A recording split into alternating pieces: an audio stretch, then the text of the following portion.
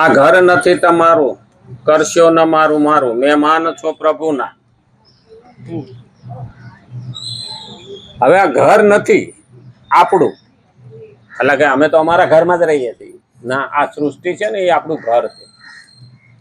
અહીંયા તો આપણે ભગવાનના મહેમાન થઈને આવ્યા. આ શબ્દ સારા છે હો, નહીં તો ભગવાને અહીંયા કર્મ ભોગવવા ધકેલા છે એમ પણ કહેવાય. પણ નહીં, આ શબ્દોની અંદર મહેમાન છો પ્રભુના. હવે મહેમાન થાવ ને તો ભારમાં રહેવું પડે.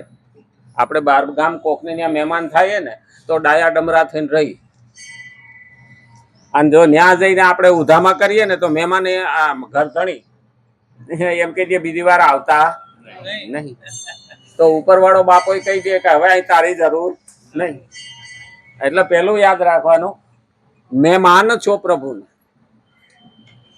હા, અમે નથી કહેતા કે સંતો કહી ગયા, એ પણ મહત્વનું. કારણ કે ભગવાને આપણને અહીંયા મોકલા છે 60 વર્ષ કે 70 વર્ષ મહેમાન થઈને, 80 વર્ષ, કોઈ 100 વર્ષ. બધાને જાજો મહેમાન ન રોકાવાનું હોય, કોઈનું થોડું રોકાવાનું, કોઈનું જાજુ રોકાવાનું. અને આપણે ત્યાં તો કહેવત છે ને કે એક દી આવે તો મય, બીજે દી આવે બીજા દે રોકાય તો મહેમાન, અને ત્રીજે દે રોકાય તો અકલ ગઈ. 3 દાડા તો હવે કોઈ હાંસવે નહીં. હવે તો એવા થઈ ગયા છે ને, સવારે મહેમાન આવ્યા હોય ને તો પૂછે તમારે હાનની બસની ટિકિટ છે, એટલે સમજી લેવાનું કઈ રાત રોકાવાનું નથી. અને એક બેન તો એના ઘરવાળા લઈને આવ્યા મહેમાનને.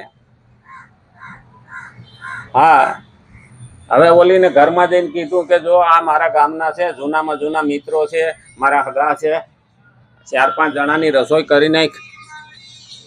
એટલે કે સારું, કઈ વાંધો નહીં, લો કે આ વસ્તુ તમે લેતા આવો. એટલે બોલો ભાઈ તો રાજી રાજી થઈ ગયો, કાજાનું ઠેકાણે છે, લઈ આવું. એટલે વસ્તુ લખી દીધી, બજારમાં લેવાઈ ગયો.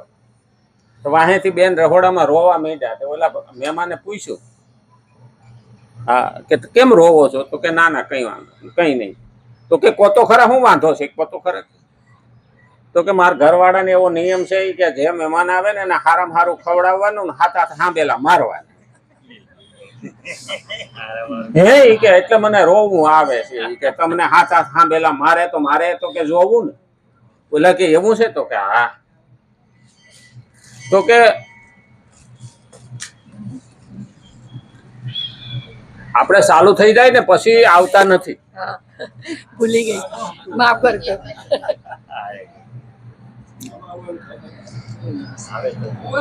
એટલે ઓલા મહેમાન છે ને એ તો ભાગ્યા, એ કે ઈ આવે ને એને પેલા આપણે ખાવા રોકાવું નથી.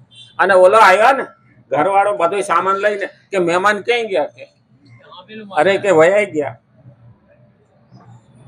એ કે કેમ વયા ગયા? તો કે ભાઈ એને સાંભળેલું જોતું હતું તે મેં ના પાડી એટલે રિહાઈને વયા ગયા. કે અરે ગાંડી, કે આપણે બીજું સાંભળેલું લઈ લે. કે એમાં શું કે લાઈ દઈ આવું. અને ઓલો સાંભળેલું લઈ અને ગયો. મહેમાન ઓલાને આવતો જોયો, ઓલો સાંભળેલું હું શું કરે કે લેતા જાવ.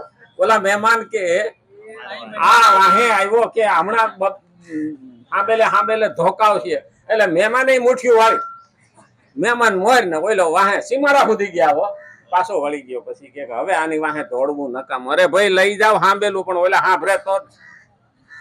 એટલે બે બાજુ જેવી રીતે કરે ને કે ના આપ મરે ના લાઠી ભાંગે.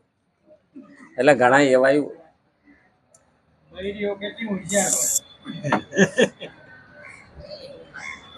શ્રીમદ ભગવદ ગીતા 3જો અધ્યાય અને 34